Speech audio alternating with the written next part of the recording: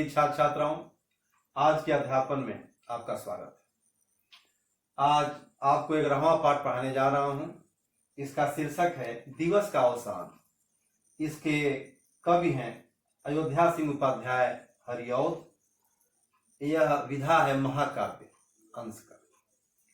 दिवस का अवसान, दिवस में दिन होता है, अवसान माने समापन होता है। तो दिवस का जब दिन का समापन होता है तो उसे हम सांध्य वेला कहते हैं। उसको गोधूली वेला भी कहते हैं, सायंकाल कहते हैं, सांध्य वेला कहते हैं। उसी के बारे में यहाँ चित्रित किया गया है। हरिऔध जी खड़ी बोली के प्रथम महाकाव्यकार हैं। हिंदी साहित्य की विकास के ये नींव के पत्थर हैं। आपकी भाषा प्रांजल और बहुत आकर्षक है। रचनाओं में संस्कृत, तत्सम, फारसी, उर्दू आदि शब्दों का बड़ा ही हृदयग्राही प्रयोग इन्होंने किया है। प्रस्तुत शीर्षक आपके महाकाव्य प्रिय प्रवास से लिया गया है। प्रिय प्रवास के प्रथम सर्ग से थोड़ा सा अंश लिया गया है। इसमें सांध्य बेला का बड़ा ही अद्भुत, विलक्षण और रमणीक वर्णन किया है हरिऔध जी ने। गोकुल के लोगों, कृष्ण के अभाव में गोकुल के लोगों की दीन दशा का। इसमें यह ना समझे कि जब वो चले गए तब की बात है। प्रारंभ में जब वो जंगल में गायों को लेकर चले जाते हैं तो दिन भर वो बाहर रहते हैं और उनको न देखने से गोकुल के लोग परेशान हैं। इनकी जो व्यग्रता है, इनका ये जो व्याकुल हो जाते हैं उनको देखने के लिए, उसका बड़ा ही मनोरंजक वर्णन किया इन्होंने। साथ ही इन्होंने सायंकाल के प्राकृतिक रमणीयता का बड़ा ही मनोरम और सूक्ष्म चित्रण किया है। साथ ही जो गोप, गाय और आकाश में पक्षी उड़ने का क्रम है सायंकाल का, बड़ा ही विलक्षण और अद्भुत सजीव चित्रण किया इन्होंने। आइए मैं इसका अर्थ आपको बताता हूँ। मेरे प्रिय छात्रों, दिवस का अवसान समीप था, गगन था कुछ लोहित हो चला। तरु शिखा पर थी राजत, कमल ने कुल वल्लभ की प्रभा। दिवस, दिन, अवसान, समापन, समीप, पास में था। अर्थात दिन समाप्त होने वाला था। गगन, आकाश कुछ लोहित, लोहित में लाल हो चला था। तरु शिखा, तरु माने वृक्ष, वृक्ष के फुनगियों पर यानी शिखाओं, सबसे सरोज ऊपर के भाग पर फुनगी कहते हैं उसे, वृक्षों की शिखाओं पर अबराजती, राय सुशोभित हो रही थी। कमलनी, कमल दल, कुल, कमलनी परिवार, वल्लभ की प्रभा, प्रभा माने प्रकाश। कमलनी कुल वल्लभ सूर्य को कहते हैं। और हरिऔध जी सायंकालीन वेला का मनोरम चित्रण करते हुए कह रहे हैं कि दिन समाप्त होने वाला था, आकाश थोड़ा लाल हो चला था, वृक्षों के फुनगियों पर सूर्य की किरणें सुशोभित हो रही थी। विपिन, विपिन जंगल, बीच विहंगम, विहंगम का मतलब भव्य होता है, और बिहग पक्षी, वृंद समूह, बीच मध्य में, जंगल के बीच पक्षियों का समूह, कल निनाद, उसकी आवाज विवर्धित, बढ़ी हुई थी, बढ़ गई थी। शांत बेला होते ही पक्षी समूहों के चहचहाने की आवाज़ बढ़ गई। ध्वनिमयी विविधा विहगावली, ध्वनिमयी ध्वनि से युक्त विविधा अनेक प्रकार की, विविध विहगावली विहग अवली, विहग माने पक्षी, अवली माने पक्तियां, विहग अवली विहगावली या स्वर संधि है। पक्षियों, अनेक प्रकार के पक्षियों की पक्तियां शोर करते हुए उड़ रही थीं। नभमंडल आकाशमंडल मध्य बीच में थी। कवि कह रहे हैं कि संध्या होते ही जंगल के बीच पक्षियों का समूह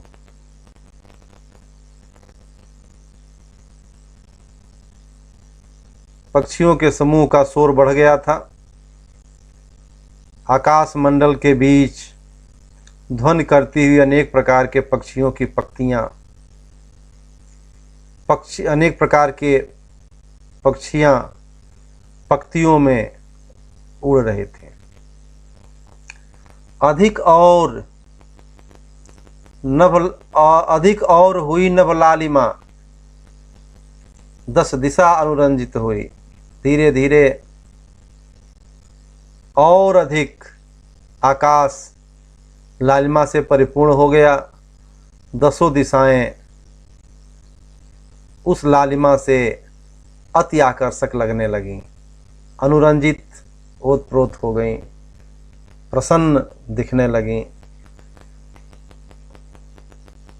सकल पादप, सकल माने सभी, पादप माने वृक्ष, पुंज माने समूह, हरितमा माने हरियाली, हरे भरे वृक्षों, सभी हरे भरे वृक्षों के समूह अरुणिमा विनिमज्जित सी हुई। अरुणिमा लालिमा, विनिमज्जित ओतप्रोत हो गई, छा गई, डूब गई, विनिमज्जित।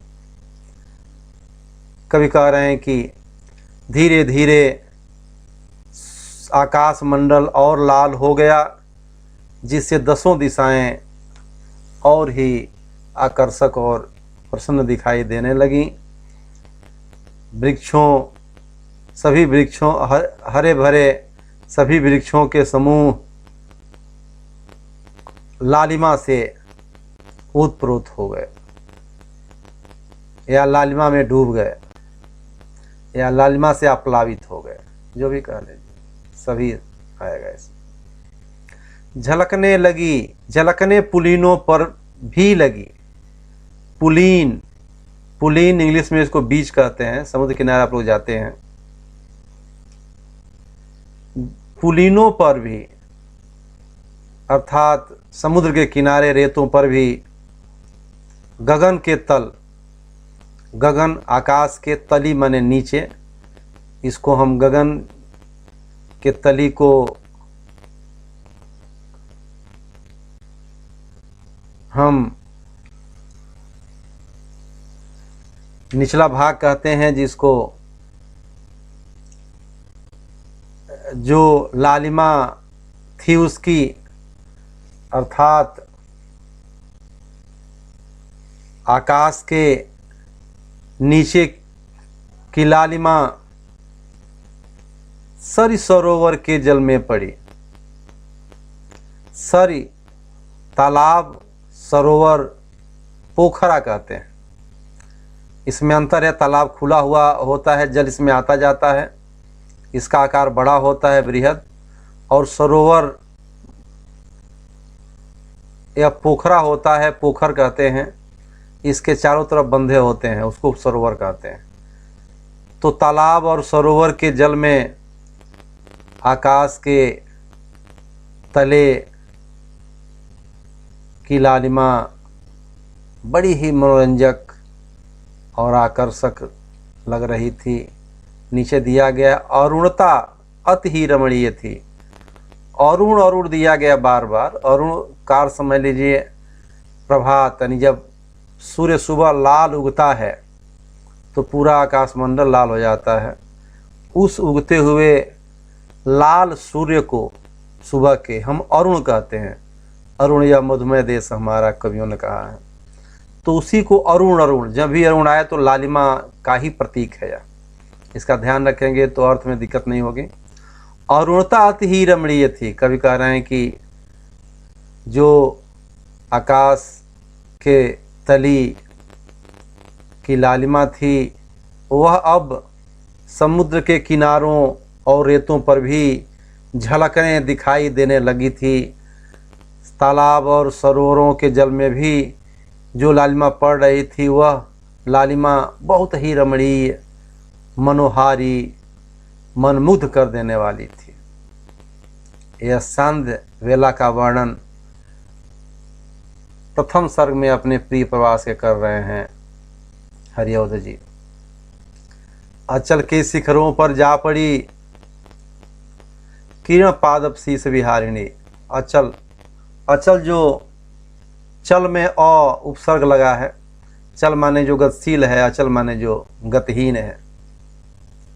अचल पर्वत को कहते हैं। अचल के शिखरों, शिखरों माने शीर्ष भागों पर, चोटियों पर जा चढ़ी, चढ़ गई किरण, किरणें, पादप, शीस विहारिणी। अभी तक जो वृक्ष, पादप ने वृक्ष, वृक्षों के शीर्ष पर विहारिणी, विचरण करने वाली, विहार करने वाली जो सूर्य की लालिमायुक्त किरणें थीं, अब वह पर्वतों के चोटियों पर चली गई। तरण बिंब तिरोहित हो चला। अब सूर्य की का जो प्रतिबिंब है, तिरोहित मतलब समाप्त, धीरे धीरे समाप्त हो चला है। गगन मंडल मध्य शनै शनै। गगन आकाश मंडल में, मध्य माने बीच में, शनै शनै धीरे धीरे। संध्या वेला और जैसे जैसे सायं हो रहा है, अब जो सूर्य की किरणें वृक्षों के चोटियों पर विचरण कर रही थीं, विहार कर रही थीं, अब वह पर्वतों के चोटियों पर दिखाई देने लगी। धीरे धीरे आकाशमंडल, धीरे धीरे शनै शनै आकाशमंडल से सूर्य का प्रतिबिंब समाप्त हो चला था।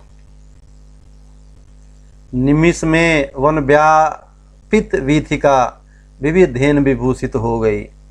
निमिष, निमिष माने क्षण मात्र में, पलक झपकते ही, पल भर कह लीजिए।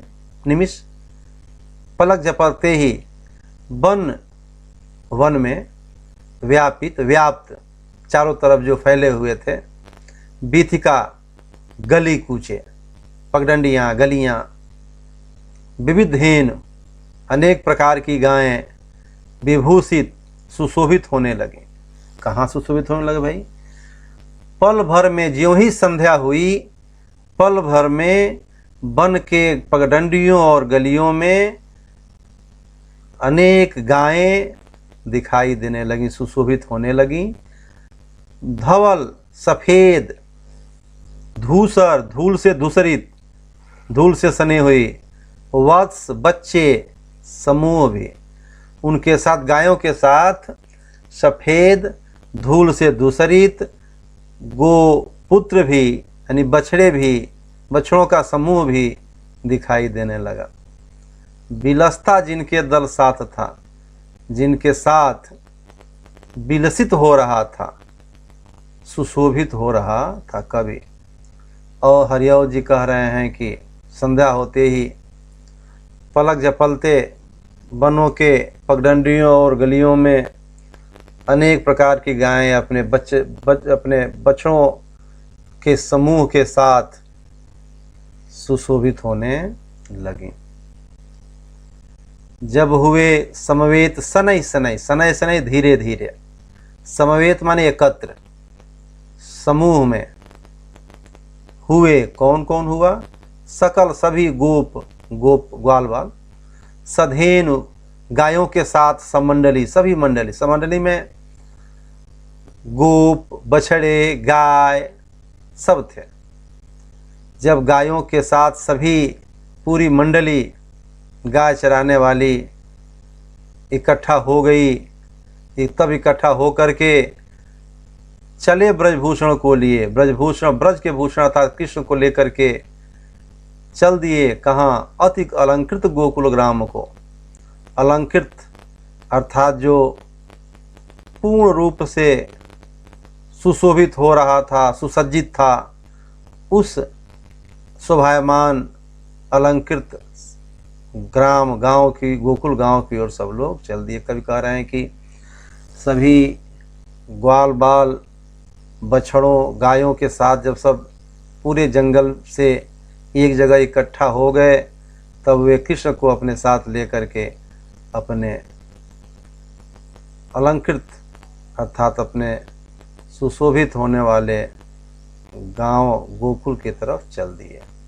गगन मंडल मेरा छा गई, दशा दिशा बहु शब्दमयी। दशा नहीं, 10 दिशा। गगन मंडल, आकाश के मंडल में रज धूल छा गई, छा गई। हम संध्य वेला को गोधूली वेला भी कहते हैं। यही गायें जब पहले शाम होते ही अपने घर के तरफ चलती थीं, तो इतनी बृहद संख्या में होती कि उनके पैर से उड़ने वाली धूल आकाश मंडल में छा जाती। तभी से इस समय को संध्या वेला को या सायंकाल को गोधूली वेला भी कहते हैं। ध्यान दीजिएगा अंतर कथा। गगन मंडल में रज छा गई, आकाश में धूल चारों तरफ छा गई। 10 दिशा, 10 दिशाएं बहु शब्दमयी भई, अनेक प्रकार के शब्दों से युक्त हो गई। अनेक प्रकार के शब्द, सबके अलग अलग चीख पुकार के शब्द थे। विशद गोकुल के प्रतिगेह में, विशाल गोकुल के घरों में विनोद का श्रेष्ठ स्रोत प्रवाहित हो चला। कवि कह रहे हैं कि गगन मंडल में धूल छा गई गायों के चलने से, और 10 दिशाएं अनेक प्रकार के शब्दों से युक्त हो गई।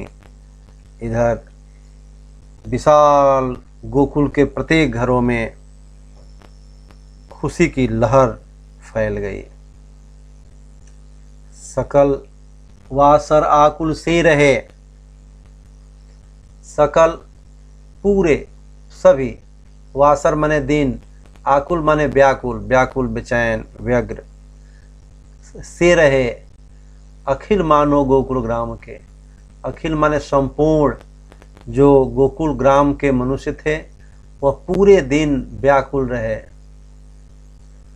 अब दिनांत बिलोकित ही बढ़ी, अब दीन अंत दिनांत, अभी स्वर संधि है, दीन धन अंत दिनांत। अब दीन के अंत होते ही बिलोकत देखने के लिए बढ़ गई ब्रज विभूषण दर्शन लालसा, अर्थात ब्रज विभूषण अर्थात कृष्ण के दर्शन की तमन्ना, लालसा माने तमन्ना, विलासा दिन के अंत होते ही बढ़ गई। कवि कह रहे हैं हरिऔध जी कि सारे दिन कृष्ण के न रहने से लोग व्याकुल रहे, सभी गोकुल ग्राम के लोग, और ज्यों ही दिन का अंत हुआ, जब कृष्ण के आने का समय हुआ, सभी गोकुल के लोगों के मन में कृष्ण को दर्शन करने की लालसा उमड़ आई। सुन पड़ास्वर ज्यों कलवेणु का, कवि कह रहे हैं कि ज्यों ही स्वर, कल, कल माने आवाज, वेणु, वेणु माने वंशी का, ज्यों ही कृष्ण के वंशी की आवाज़ सुनाई दी, सकल ग्राम समुत्सुक हो उठा। पूरे गांव के लोग उत्साहित हो उठे। हृदय यंत्र निनादित हो गया। सबके हृदय, सबका हृदय स्वर युक्त हो गया, झंकृत हो गया।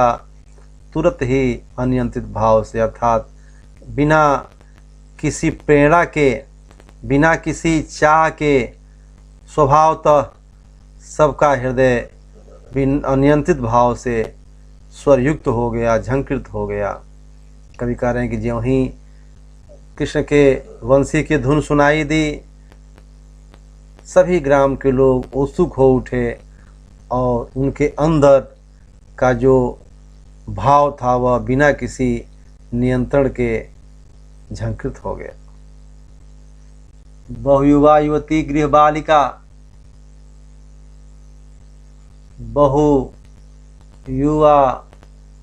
बहुयुवा युवती गृह बालिका, युवती लड़कियां, विपुल बालक, उस गोकुल ग्राम की बहुएं, जवान लोग, युवतियां और लड़कियां, विपुल बालक, विपुल माने आगाध, माने जो भी जितने भी बच्चे थे सभी, वृद्ध और वयस्क जो प्रौढ़ थे, विवश से निकले निज गृह से।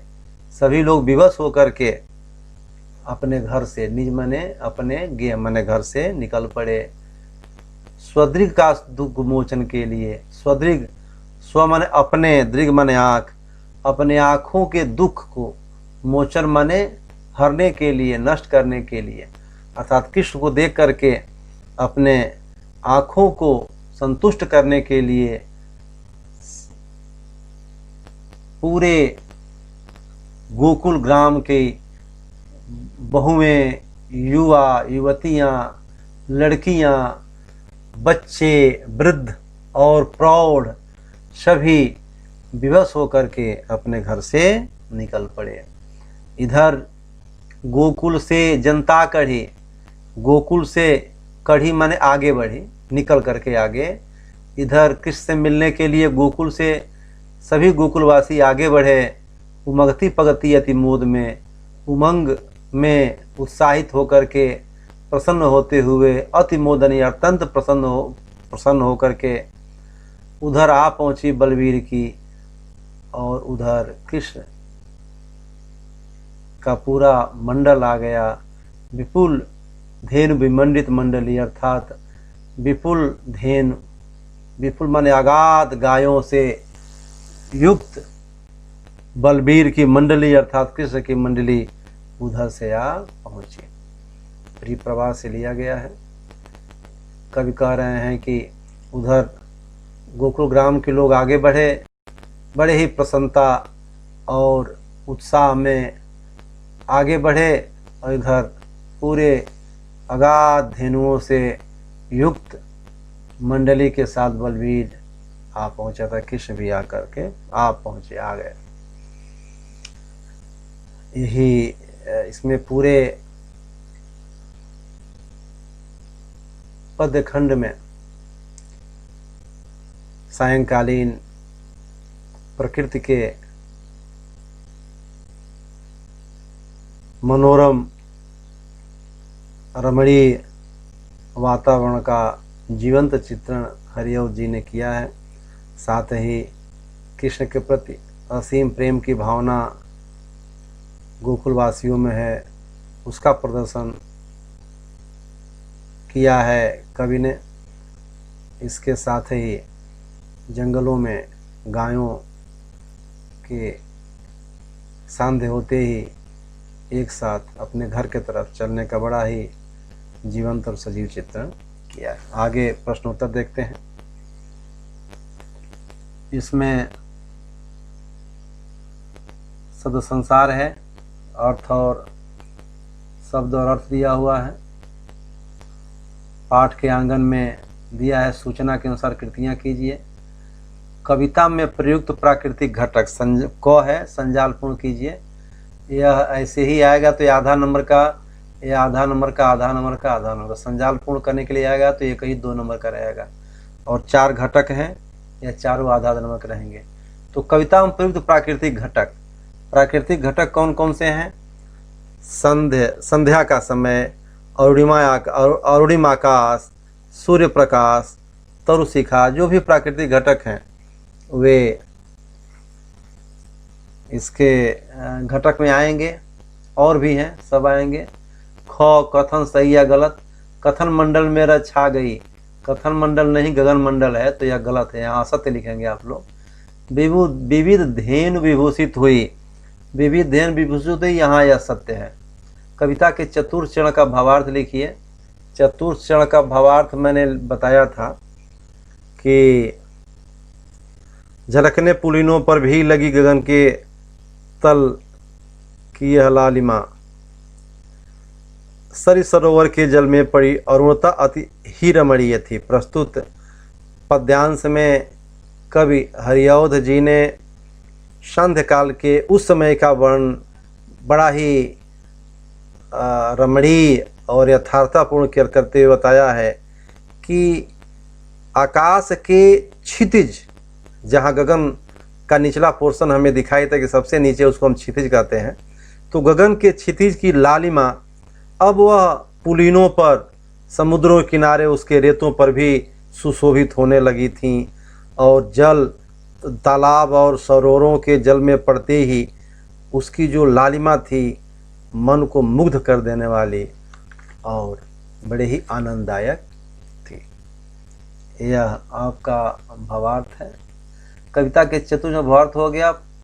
प्रस्तुत पाठ में पाठ्यपुस्तक में आए हुए ऐसे शब्द 10 शब्द ढूंढिए जिनमें 5 स्त्रीलिंग और 5, तो बहुत सारे शब्द हैं, एक आध देख लीजिए। यहाँ स्त्रीलिंग में शिखा को स्त्रीलिंग कहेंगे, कमलनी है, बिहगावली है, किरण है, मंडली है। 5 हो गए। 5 पुल्लिंग में गगन, वल्लभ, पादप, ब्रज, युवक, 5। यह आपके पाठ का भाग है। नेक्स्ट पाठ से आगे दिया हुआ है कविता प्राकृतिक सौंदर्य का वर्णन करने वाली कविताएं पढ़िए और अलंकारिक भाषा की प्रशंसा कीजिए। जो भी अलंकारिक भाषा है उसकी प्रशंसा इसको पढ़ करके शेष आपका यह पाठ हुआ, इसको पढ़िए, समझिए और इसकी तैयारी कीजिए। धन्यवाद।